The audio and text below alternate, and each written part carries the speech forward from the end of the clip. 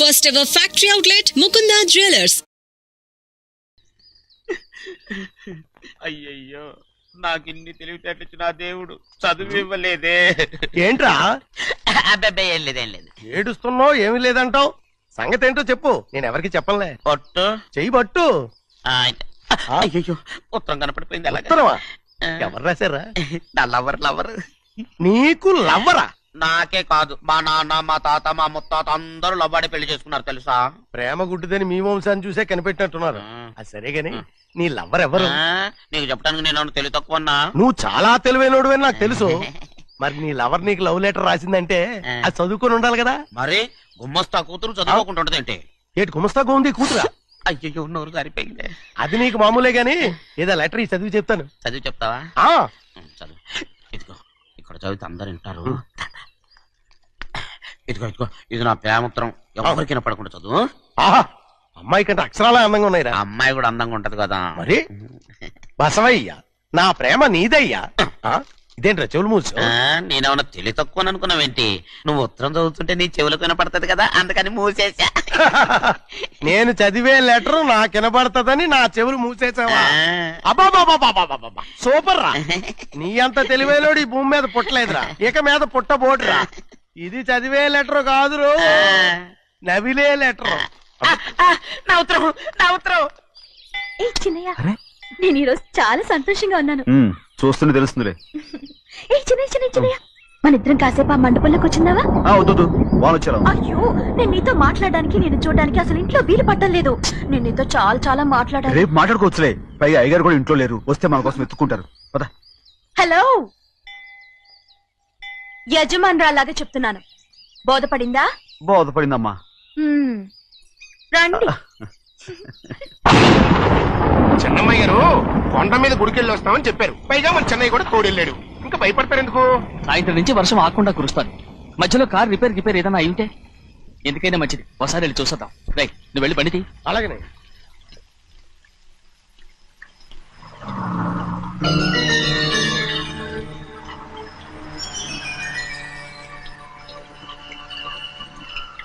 చూడండి, ఆ కారు మందే అనుకుంటానండి. అవునయ్యా, ఆ బండి 288. నేను అప్పుడే చెప్పాగా బండి రిపేర్ ఏదన్నా అయి ఉంటుందని. రైట్, పక్కన ఆపరా. చాలా పొద్దుపోయింది, ఇంటికి పోవా?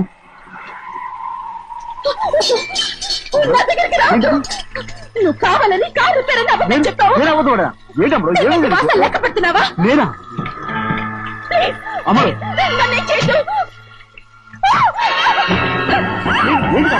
పిచ్చిపడ్డా?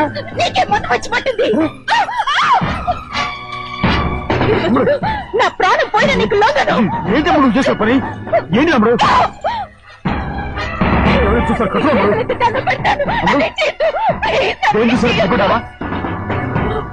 ఎవరైనా వస్తారా? చిన్నయ్య, మా నాన్న ఎంతో నమ్మకం పెట్టుకున్నాడు. ఉన్నాను కదా, రాము.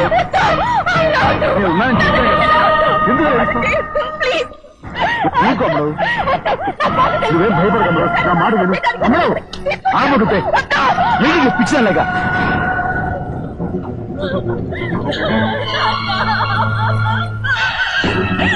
ఏంటమ్మా ఇది? చెప్పమ్మా, చెప్పు. కారు పేరు చెప్పి నన్ను మండపంలోకి తీసుకొచ్చాడు. వర్షం పడుతుంది, కారు రిపేర్ చేయలేమని ఇక్కడే ఉందామని నన్ను అదోలా చూశాడు. నాకు చాలా భయం వేసింది. ఏ పర్వాలేదు, నడిచేదే వెళ్ళిపోదాం నేనంటే, నువ్వు విదేశాలు చదువుకుని వచ్చావు, ఆ మాత్రం అర్థం చేసుకోలేవా? ఈ ఒక్క రోజుకి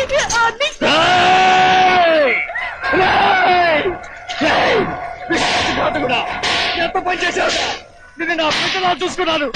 అలాంటిది నా కూతురు వంటి మీద చేస్తావా? నువ్వు మనిషివి కాదురా, నువ్వు మనిషివి కాదు, రాక్షసుడివి. తల్లిపాలు తాగి తల్లి నమ్ముకుంటే నీచుడిరా. నాకే నేర్పడిచిన నయవంచుకుడు. ఒరే ద్రోహి, ఇవాళ నుంచి నేను చచ్చిపోయాను అనుకోరా. ఇక నా ఇంటి గడపక్కతో నిన్ను ఎలా పెంచాను రా? నా సొంత బిడ్డ కన్నా ఎక్కువగా పెంచాను. ఆ ఒకే ఒక్క కారణంగా నిన్ను ప్రాణాలతో వదులుతున్నాను. నీ వాహనాలు చూపించుకో. ఇదే ఇంకోడైతే నువ్వు చేసిన తప్పుకి నరకేసి ఉండేవాడు.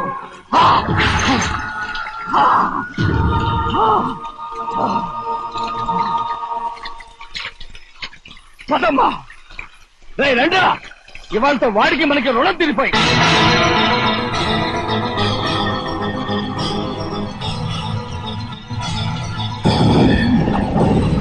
చిన్నబ్బాయి వద్దు, చిన్నబ్బాయి వెళ్ళొద్దు, నా మాట విను. 2 కుటుంబాలు కలవబోతున్నాయి. వద్దు చిన్నబ్బాయి. చిన్న వెళ్ళొచ్చినా, నా మాట విని చిన్న వెళ్ళొచ్చినా, చిన్న వెళ్ళొచ్చినా, చిన్న వెళ్ళొచ్చినా, చిన్న. ఆగో, ఎక్కడికి వెళ్తున్నావు? ఒక నౌకరేదవా నా అక్క కూతురు ఒంటి మీద చెయ్యేశాడని తెలుసు కూడా నన్ను నోరు మూసుకుని కూర్చోమంటావా? అటు తప్పుకోనయ్యా, వాడి కాలు చెయ్యం నరకందే నేను నిద్రపోను. నరికేస్తే నీ పక్క చల్లారిపోతుందా? అందుకని పరువు పైన పర్వాలేదని చేతులు ముట్టు కూర్చోమంటావా? పొర్రుందిరా నీకు? వాడిని చంపేసి జైలుకెళ్ళి కూర్చుంటావా? పర్వాలేదు, జరిగింది విని గాజులు తొడుక్కుని కూర్చోవడం కంటే అదే మేలు. ఊళ్ళో నలుగురు చేత మొహం మీద ఉమ్మయించుకోవడం కంటే జైలుకెళ్ళడమే మేలు. తప్పుకో. వద్దు బాబు, నేను చెప్పేది కొంచెం విను. మా నాన్న చిన్నయ్య నెత్తి మీద పెట్టుకుని ఊరేగాడు. ఇప్పుడు ఆయనే నిజం తెలుసుకుని బయటకు గెంటేశాడు. ఆ శిక్ష వాడికి చాలు. కానీ మీ చెల్లెలు పరువు పోయిందే, దానికి కారణమైన వాడిని నేను ఊరికే వదిలేయాలా? నువ్వు వాడిని నరికేస్తే జరిగింది మాసిపోతుందా? పోదు, కానీ కోపం కొంచెమైనా తగ్గుతుంది కదా. 2 రోజులు ప్రశాంతంగా ఉంటే అన్ని కోపాలు పోతాయి. అవును, నువ్వు కూడా 15 సంవత్సరాలుగా ప్రశాంతంగానే ఉన్నావు, కానీ మీ నాన్నకి నీ మీద కోపం పోనేలేదే. అలాగే నేను కూడా. తప్పుకోవద్దు.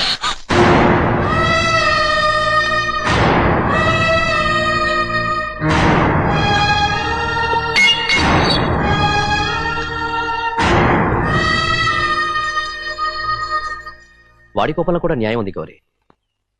ఎవడో చేసిన దాన్ని ఎవడు చేసుకుంటాడు చెప్పు? న్యాయంగా చూస్తే వాడు చేసుకోవాల్సిన పిల్ల. వాడు మనతో పాటు చిన్న వయసులో వచ్చేసాడు కాబట్టి ఆ కుటుంబానికి విరోధయ్యాడు. పోన్లే, తను నాకు మర్యాద ఇవ్వకపోయినా నీకైనా ఇచ్చాడు. అచ్చా రే బండిదీరా. ఎందుకయ్యా చెన్నైని అడగాలి? కలుపు తీయడానికి ఎంతమంది కూలీలు కావాలో చెన్నైకే తెలుసండి. శనక్కాయలు ఏ కుట్లో అమ్మాలో చెన్నైకే తెలుసండి.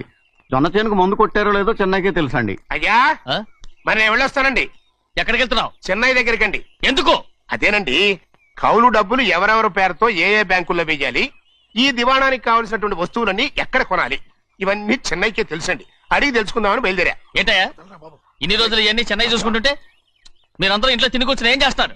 గాడిదలు కాస్తున్నారా? చే ఇది ఇల్లా సత్రమా? అబ్బా నువ్వు ఉండవయ్యా, నేను చెప్తున్నాను కదా. వంటింట్లో ఏమేం చేయాలో ఎంతెంత చేయాలో తెలియక అందరూ ఖాళీగా కూర్చున్నారు. 2 రోజుల నుంచి చెన్నై పళ్ళకు రావట్లేదటగా. వెంటనే డ్రైవర్ పంపించి చెన్నైని పిలిపించండి. 2 రోజులుగా నువ్వు ఎక్కడికి వెళ్ళావు? సముద్రం ఎలా ఉంటుందో చూద్దామని వైజాగ్ వెళ్ళానండి. వెళ్ళా సముద్రంలో గోవిందయ్య, అయ్యా ఈ లెక్క చూసి పంపించి. అగా, నీకు లెక్క చూసి కదా డబ్బులు ఇవ్వాలి. మరి ముందే అయ్యా అయ్యా అంటూ ముష్టోళ్ళగా చేయి చెప్తావిట్రా. నువ్వు ఎప్పుడు వచ్చావు, నీకు ఎంత ఇవ్వాలి చెప్పు. గుమ్మస్తా మీరా నేనండి. మీకు లెక్కలు తెలియకపోతే వెళ్ళి చెన్నై గారిని అడగండి. ఏంట్రా డబ్బా ఇస్తున్నావా? నన్ను ఉద్యోగం అనేది వెళ్ళిపోమన్నారు కదా. అంటే ఏడుస్తావిట్రా? ఎక్కడికి వెళ్ళాలో ఎలా బతకాలో తెలియక ఏడుస్తుంటా. సరే ఏడో ఒక. ఇప్పుడు మా ఇల్లు చూసుకోవడానికి ఎవరు లేరురా. నా కూతురు కూడా ఇక్కడే పని చేస్తుంది. మరి నువ్వు మా ఇల్లు జాగ్రత్తగా చూసుకుంటావా? అలాగేనండి. ఈ ఉద్యోగం పర్మనెంట్ కదండి? అది నీ నరకం మీద ఆధారపడి ఉంటుంది. అంతే కదా. తప్పకండి. ఎలా ఉంది? నరాలు తగినట్టు నడుస్తున్నా. బాలేదా? ఇంకోటి నడుస్తాను. ఎలా? నువ్వు పర్మనెంట్ గా టెంపరవరీయే. అమ్మా, చిన్నయ్యని ఇంట్లోంచి బయటికి పంపించినంత మాత్రాన నీ ఆత్మ శాంతించదని నాకు తెలుసమ్మా. త్వరలోనే అక్కయ్యని నాన్నని కలిపి మన 2 కుటుంబాలని ఒకటి చేస్తాను. వెనక ముందు చూసుకోకుండా గొడ్డను బాదినట్టు బాధేశారు. కూతురు ఏం చెప్తే అది నమ్మేటమేనా? అసలు ఏం జరిగింది, ఎలా జరిగిందని ఒక్క మాట అయినా అడిగాడు ఆ పెద్ద మనిషి. మరి నువ్వైనా చెప్పలేకపోయావేంటి?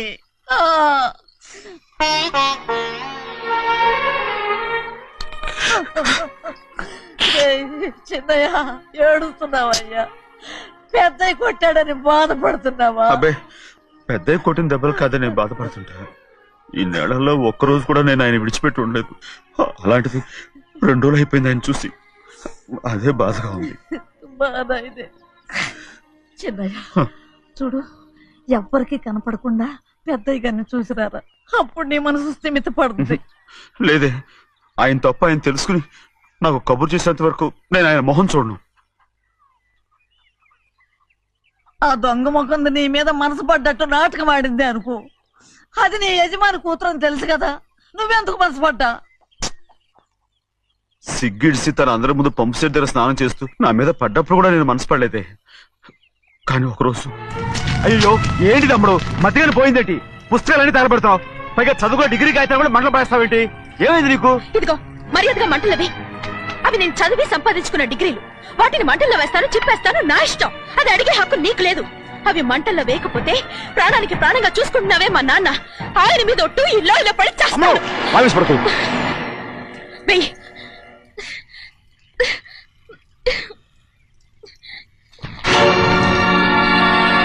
తగలబెడుతుంది నువ్వు చదువుకున్న చదువుని కాదు, మా పెద్దయ్య పెంచుకున్న ఆశల్ని, ఆయన కన్న కళల్ని. పర్వాలేదు,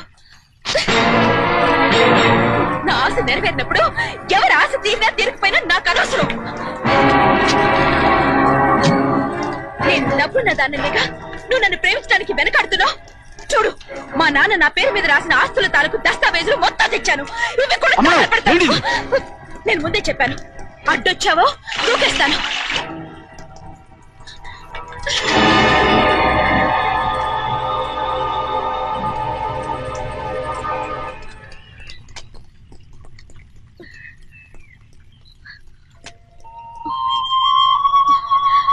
చూడు, ఇప్పుడు నేను ఒట్టి ప్రభావతిని. నాకు చదువు లేదు, డబ్బు లేదు. ఇప్పుడు నేను ఒప్పుకుంటావా? మరి చిన్నపిల్ల మాడతావేంటి?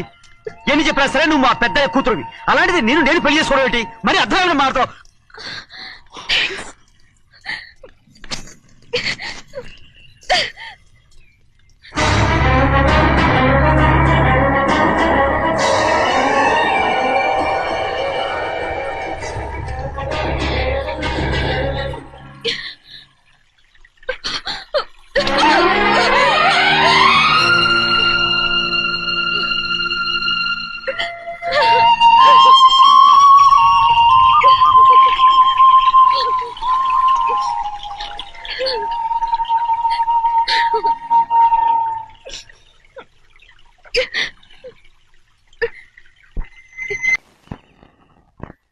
ఆ రోజు తగలబెట్టిన కాగితాలన్నీ నకిలీవైనా ఉండొచ్చు.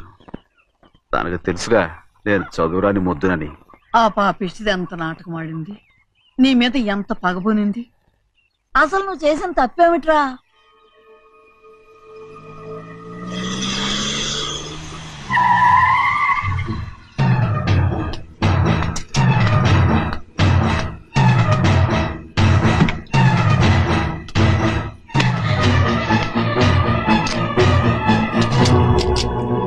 నేనా నీ వెంటబడి తిరిగాను? నేనా నేను ప్రేమించమని అడిగాను? నేనా నేను పెళ్లి చేసుకోమని అడిగాను? ఆ రోజు గుడికి రమ్మంది ఎవరు? వద్దన్న మండపానికి తీసుకెళ్ళింది ఎవరు? చేసినంత నువ్వు చేసి నేనేదో చేసినా నావే. నేను నిజంగా పాప పోనీలే ఆడదాని వారు ఊరుకుంటున్నాను అనుకున్నావేమో. పొరపాటు. నన్ను ఎంతగానో నమ్మిన మా అయ్యగారు నన్ను అనుమానించి తప్పు పట్టారే, దానికి ఆ రోజు నా నోరు మూసుకుపోయింది. కానీ ఈ రోజు మాత్రం నేను ఊరుకునేది లేదు. చెప్పు, ఎందుకు చేసావు ఈ పని?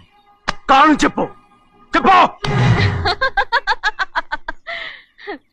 ఒకే ఒక్క కారణం, నిన్ను మా ఇంట్లోంచి వెళ్ళగొట్టాలి. ఎంతో ఇష్టంగా చూసుకునే మా నాన్న నిన్ను అసహించుకోవాలి. మా అక్క కుటుంబం 15 సంవత్సరాల నుంచి మా నాన్నకు దూరంగా ఉండటానికి కారణం నువ్వు. అంతేకాదు, మా అమ్మ మాకు లేకుండా పోవడానికి కారణం కూడా నువ్వే. అలాంటి నీకు మా ఇంట్లో రాజ మర్యాద, అందరి మీద అధికారం. కన్న కూతురైన నాకంటే మా నాన్నకి నీ మీద ఎక్కువ ప్రేమ. అందుకే నిన్ను ఇలా మోసం చేశాను, నమ్మించాను. అర్థమైందా? Good bye.